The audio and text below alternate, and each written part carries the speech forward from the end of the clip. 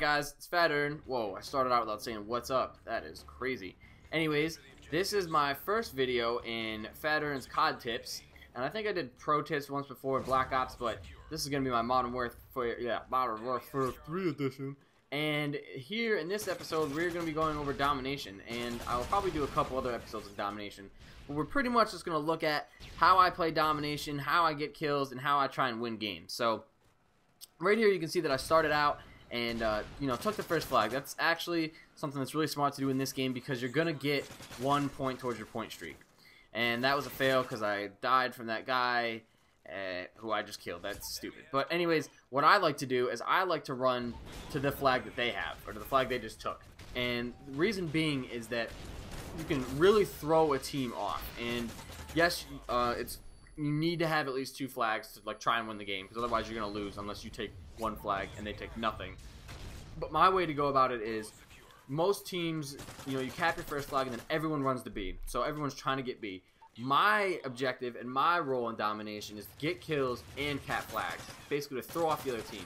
Granted, I get mad at people who are like, you know what, my job is to be the Slayer in Domination. No, it's not. Fuck you. Because if you had a bad game, you're done. You're done. You don't get any kills. You can't rack up any point streaks. You are garbage. You have done nothing to help the team out. So, what I did here is I took A and went up and, attacked some of them at C. So, I was able to get a couple kills, throw them off a little bit, and hopefully give my team enough time to take B after the other team got it, which we did. And now I'm building up a point streak. The other team is kind of, pinned down a little bit, campy. I'm getting campy, but I'm trying to get enough kills so I can get my I already got my 3rd point streak. I don't need to do anything. So now I can start raining hell on them while we have the 2 flags. And it's very important to get point streaks in this game. If you're not running with a strong team, I would highly suggest to not run Specialist, because it is not team-based or team-focused at all. Obviously, you're going around, you're the one getting all of the point streaks. They're only perks for you, the proficiencies are for you, and the only thing that's going to help out is an MOAB if you can pull off 24 in a row. That's not gonna do your team anything. Nothing. So now that we've had the 2 flags and I got my point streaks, I need to reestablish my role here in this match. And basically the way I do that is I try to just push up on their spawn a little bit, kill this guy, mark this guy, and just throw them off in general. So now they know that I'm coming to the middle, or I've got the middle held down, so they have to choose where to go. And now that we're in their spawn, it just kind of throws the whole game off. And if you're not good, or if you're not with a strong team, this can be really dangerous, because you can lose both of your flags and only end up with theirs. That happens a lot. I actually use that a lot when I try to win games. We do, I guess you could just call it a 2-for-1, and it's a 2-for-1 in your favor. It's kind of strange how it works, but it works a lot. And what happens is you're obviously down 2-1, and you kind of hit them from both sides, let them get in your spawn, and if you take a death, you might spawn on their side, and before you know it, you have both of their flags, and they only have one of yours because they pushed too hard into your spawn. That guy is obviously camping like a boss, so I made a mistake there, but you can see that we've got the 2 flags, and we are pushing up a little bit. Our whole team, no one's really near B. If they are, they turn the other way, or they're past A, they're at C, and this is where it can get dangerous, because our team is at C, and they're out here trying to take A. Thank God we got someone in an AC-130 shitting bullets down their throats, shitting bombs down their throats.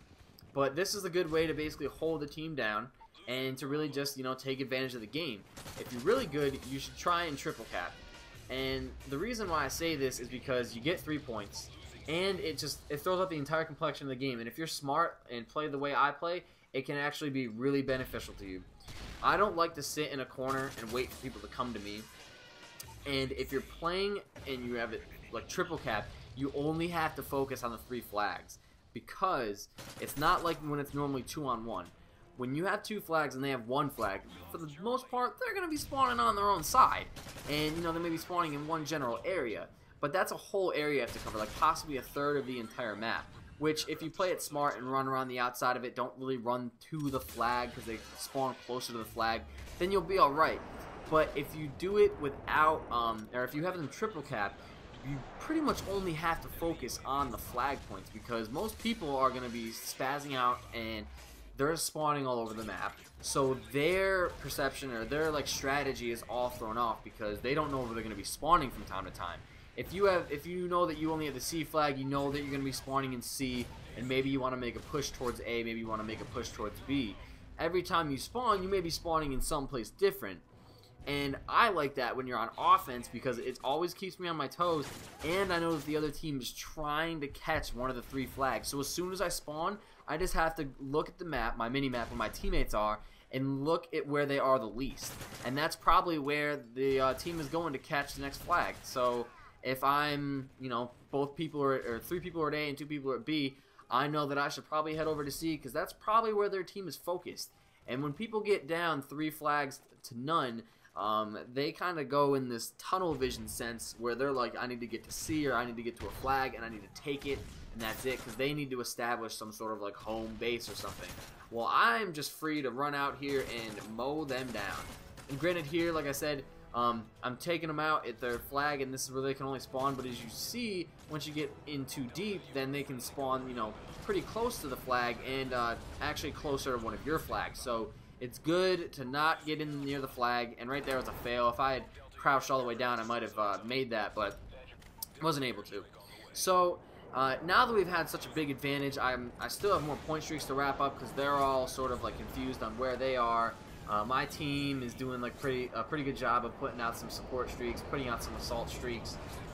So this was one of those matches where I kind of got lucky and had a good team, but in general, you want to be able to put up some point streaks and cap the flags and keep the other team off balance. As you can see, our team is pushed up so hard that they just spawned in between our A and B flags. Not even like B and C or A and C. They spawned in between our 2 flags. It's just like pure mayhem for them. Like, they don't even know what to do. This guy's a corner camper. Obviously picked the wrong corner to camp in because, you know, you're on our side of the map. And it's really fun, and it's an easy way to get a lot of kills if you play Domination smart. Like I said, you want to have at least 2 flags, but always focus on trying to get behind the enemy, and that doesn't mean just sprint to their side. You know, play it a little tactically. Mow down a couple people. That makes them have to respawn, and think about what you're doing. I just killed 2 of them, and they're probably expecting me to run straight up there, which most people probably do because they're like, oh, I need to rush, I need to kick some ass. I'm like, you know what, they know I'm coming. I should, you know, let them think that I'm coming, but they don't know when I'm coming. It throws them off. They have no idea what's going to happen next. And now that I'm up in their spawn, my team's here too. I know where they're going to come from because we're right there. I see this one guy shoot something on the radar. Know he's coming from this way. Get the lucky panic knife, and here comes the kill streak hell again. So anyways, or not anyways, it's been the same thing. If you guys like this or want more tips like this or how I play Domination or Demolition or Team Deathmatch, leave me a message or leave me a like and comment, and, you know, tell me what you liked about it and what you'd like to see more of. This is just, you know, kind of like a little bit of an insight on how I play Domination. I'll probably do another match which is different from this one to show you how, like, maybe we come back from like a deficit or something like that. Anyways, like I said, leave me a like. Leave a like for JVT-Bone getting the final kill and using recon like a boss. Final score is 50 something and whatever. Anyways, leave me a like. I'm Phatern. Peace.